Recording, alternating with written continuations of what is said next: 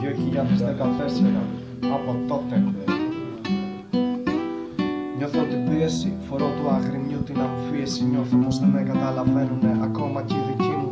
Δεν ξέρω αν είναι εντύπωση τρελή που νιώθω χάλια τη ζωή μου.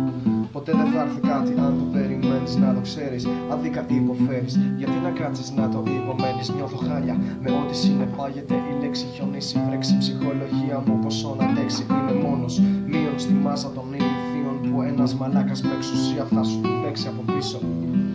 Και το νόημα δεν βρίσκω τρόπους, ψάχνω τρόπους, βρίσκω τρόπους, χάνω να ξεφύγω λίγο. Με τρώει η κοινωνία, τους μαλάζει πριν καιρό το κατάλαβα πως για μένα δεν χαράζει. Ένα χάδι, όχι απαραίτητα γυναικείο, οικείο.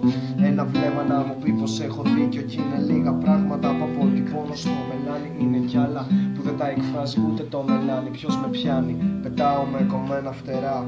Ποιος με πιάνει, μισό και μίσησα τα πάντα πια. Ναι.